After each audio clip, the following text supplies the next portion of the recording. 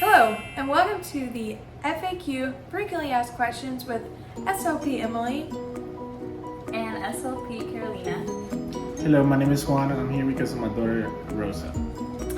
Hey Juan, we are glad that you came to our SLP Q&A today regarding deaf culture and bilingualism.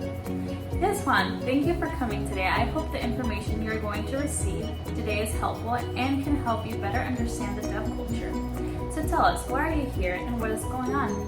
I'm here because I found out my daughter is deaf, fully deaf, and I'm a single dad, and I'm also bilingual. So there's a lot of questions that I have regarding the situation. I don't have a lot of help at home. I've never really been around anybody that's deaf, and I don't really know anything about the deaf culture. I want to help my daughter the best I can. To form part of her culture, have all the opportunities she needs, and help her in her school. So I have a lot of questions like what language should I use to communicate with her. I want to do the best that I can to meet her needs, and I want to find a way for her to communicate those needs to me. And I would like to know a little bit more about if there's any tips or guides that I can use to help her the most I can. And I do feel a little overwhelmed about this, so no information is too much information, so please help me as much as you guys can. Wow, Mom, that sounds like a lot is on your plate. I want you to know that before we dive into anything, we as a team are here to support you in whatever ways possible. So yes, it is clear that this is a bit of a culture shock. I want to encourage you though that it is much more common for deaf children to be born into hearing families, 90% of them to be exact. And while this may seem surprising, you are in a similar boat to so many other families. Yes, very true. In fact, most of these parents, 95% to be exact, don't know ASL either, meaning they are unsure of what language to use and teach their child as they begin to communicate. Before we get into what we recommend you use to communicate with your child, we want to talk to you about this thing called language acquisition. Yes, so language acquisition is basically the way that humans learn language and the capacity to perceive and comprehend language. There's actually a website called Colorín Colorado, which is a bilingual website for not only educators but for parents of bilingual children, specifically Spanish. On this website, you can find so much information regarding bilingual acquisition and how to help your child learn and comprehend language. And the reason that we're bringing this up is because there's actually a House bill that was signed in May of 2019 that specifically was put into place to generate and moderate data on the language acquisition of children 8 years of age or younger who are deaf or hard of hearing. And we got that information directly from the House Bill FAQ.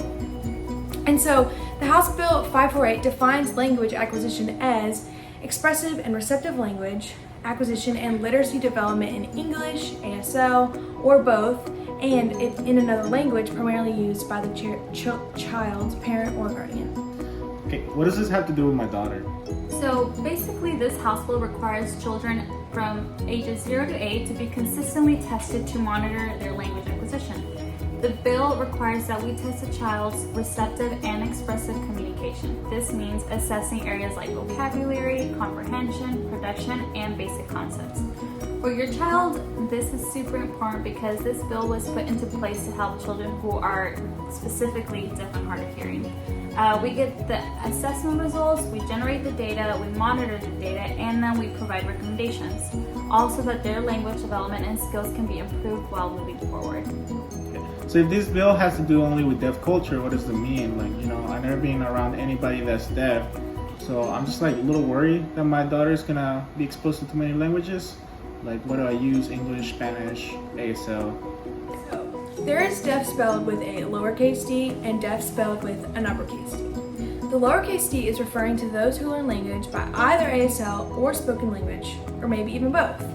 The capital D refers to a community that is typically born into a deaf family and they predominantly use ASL as their main form of communication. Your daughter, she could identify with either one of these cultures when she's older. And because you speak primarily English, your child is more likely, if you decide to get technology like a cochlear implant, to speak English as her first language.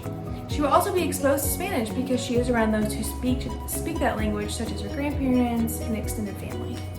You should both know that I already decided that I want her to have a cochlear implant, and I already talked to her audiologist about setting one up, but I know there's some time in between until she gets one, and I just want some tips and advice to try to get her exposed to language and get her some help until then. That's great to hear that she will be getting a cochlear implant. It is good that you are already involving yourself and trying to learn more about how to help your child and expose her to language as much as possible.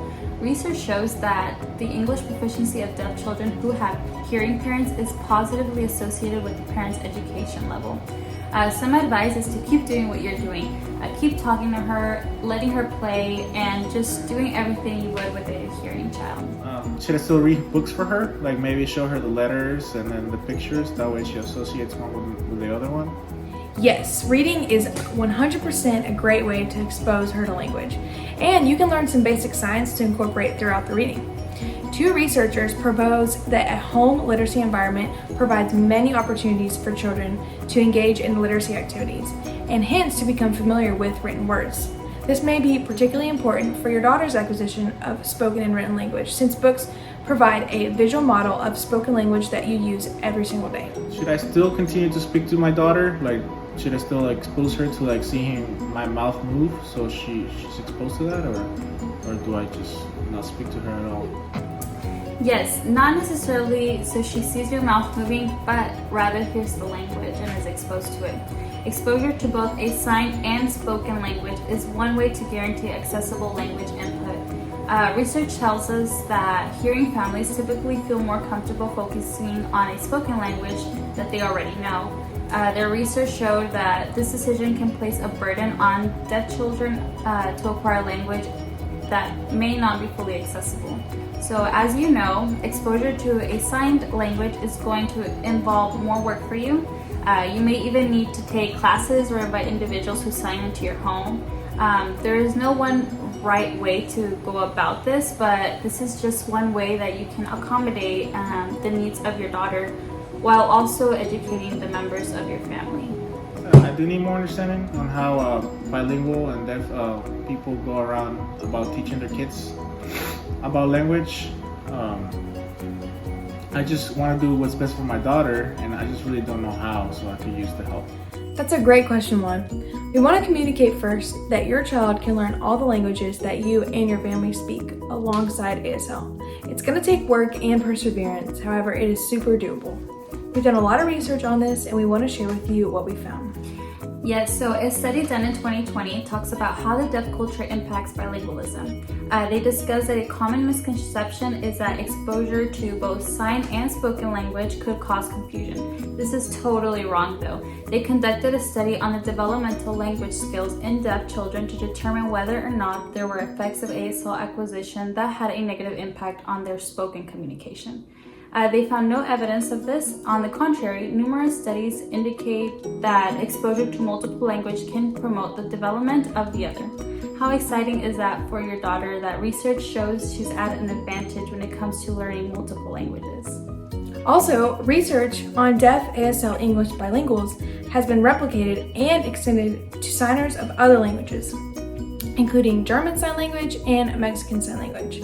And although deaf bilinguals were activating 2 languages during those studies, they completed the task as fast or even faster than the hearing monobilingual control group. In other words, adult signing bilinguals are highly efficient at processing their languages, even when they were activating more word forms than monolinguals in the same situation. Very cool.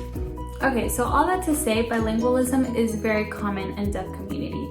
When deaf infants are exposed from an early age to a rich model of both a spoken and a sign language, they can master both languages with support from their families and communities. There are many studies that indicate that each language is enhanced by the development of the other language, and that early exposure is the most important factor in ensuring high levels of language proficiency for both spoken and sign languages. So moving forward, you're going to need to consider a communication approach that fits your child and your family, taking into account that improvements in her hearing are not going to guarantee improvements in her language. So bilingualism is an option that is going to protect against the risk of language delay or being deprived of language. I hope this was helpful and informative for you, and we are so excited for you and your daughter and in this journey. as you navigate through speech and language. And if you have any other questions, please feel free to ask us or contact us at any time. Thank you. Thank you so much. Everything has been great today. Thank you for all the help, all the information. This will all be very helpful. So thank you again.